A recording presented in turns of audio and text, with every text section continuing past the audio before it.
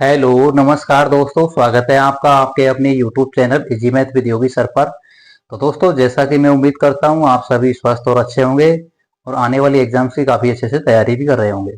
ठीक है दोस्तों, चलिए दोस्तों, आज की वीडियो में अपन बात करने वाले हैं अपना जो एग्जाम हुआ था हाल ही में रिसेंट में, वीडियो एग्जाम यानी ग्राम विकास अधिकारी का, उस एग्जाम्स के कट ऑफ के बारे में बात करेंगे।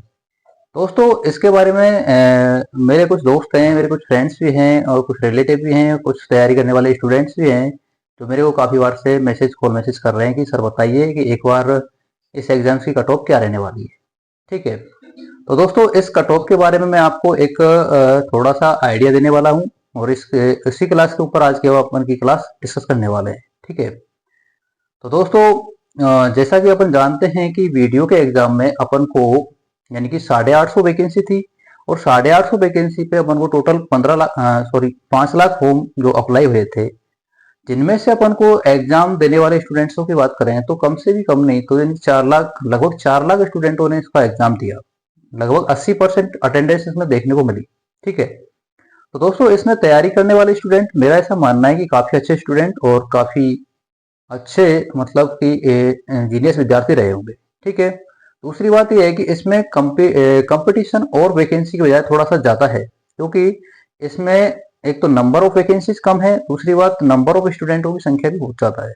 ठीक है, तीसरी बात यह है कि इसमें थोड़ा सा पेपर का लेवल 2022 के कंपैरिजन में 2025 का जो पेपर का जो लेवल है वो थोड़ा डाउन था। ठीक है, इतना डाउन भी नहीं बोल सकते, थोड़ा सा अपन बोल सकते हैं कि मतलब थोड़ा सा मॉडरेट लेवल का पेपर रहा था। ठीक है, इसमें ओवरऑल पेपर के पैटर्न की बात करें तो पेपर का पैटर्न काफी अच्छा था। दूसरी बात यह है कि पेपर का लेवल कैसा रहा। ठीक है, तो दोस्तों जहां तक कि मेरा पर्सनल ओपिनियन है और मेरे कुछ दोस्त हैं जिन्होंने एग्जाम दिया था उन्हीं के हिसाब से मैं बता रहा हूँ, काफी अच्छा मतलब पेपर का लेवल था और मतलब कि एवरेज पेपर था, जिसमें मतलब कि 50% तो मतलब कि मतलब आसान था, 30% मॉडरेट था और 20% थोड़ा सा हार्ड लेवल का पेपर अपन को देखने को मिला।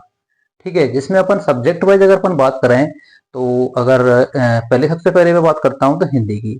हिंदी के अंदर अपन को पेपर ओवरऑल आसानी मिला था, मतलब कि सारे क्वेश्चन 24 क्वेश्चन आए थे, 24 क्वेश्चन मतलब सारे के सारे क्वेश्चन अपन को आसान क्वेश्चन देखने को मिले। इंग्लिश के लेवल की बात करें तो इंग्लिश में थोड़ा सा लेवल जो है अपन को काफी ठीक ठाक लेवल देखने को मिला। दूसरी बात करें तो मैथ का लेवल, मैथ का जो लेवल है अपन को थोड़ा सा काफी अच्छा लेवल था, मतलब बजाय जो अदर एग्जाम से उसके हिसाब से थोड़ा सा ठीक ठाक लेवल मैथ का था। और बात करते हैं जीके की। जीके का लेवल थोड़ा सा मॉडरेट था। मॉडरेट का मतलब ज्यादा आसान भी नहीं था और ज्यादा मुश्किल भी नहीं था, मतलब मॉडरेट लेवल का था। जीके मतलब ठीक ठाक लेवल का पूछा गया। कंप्यूटर भी थोड़ा सा आसानी था और जिस हिसाब से देखा जाए तो ओवरऑल अगर पूरे पेपर का एग्जाम का अगर अपन एनालिसिस करें तो अपन पाते हैं कि इस एग्जाम का ओवरऑल जो लेवल है वो मतलब मॉडरेट टू हार्ड लेवल बोल सकते हैं। ठीक है, ज्यादा मतलब एवरेज लेवल था, मतलब 50% तो आसान और 30% मॉडरेट और 20% थोड़ा सा डिफिकल्ट लेवल भी रहा था। ठीक है, तो इस हिसाब से अपन कंपैरिजन करें कि जिस हिसाब से वैकेंसी है और उस हिसाब से अगर देखें तो इसकी कट ऑफ जो है अब की बार थोड़ी सी ज्यादा रहने की संभावना है। ठीक है, अगर अपन देखें 2022 के पेपर की इस पेपर से कंपैरिजन करें तो 2022 में जो था पेपर का लेवल काफी अच्छा था। और दूसरी बात यह थी कि नंबर ऑफ स्टूडेंट भी कम थे। तीसरी बात यह थी कि इसमें उसमें वैकेंसी भी ज्यादा थी।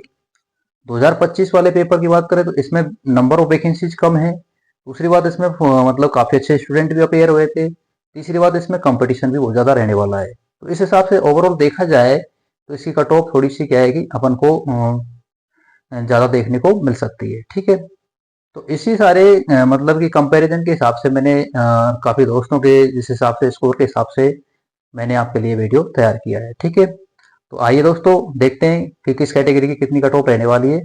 दोस्तों मैं यहाँ पर आपको फाइनल कट ऑफ बताने वाला हूँ, यानी एक गुणा की कट ऑफ क्या रहेगी।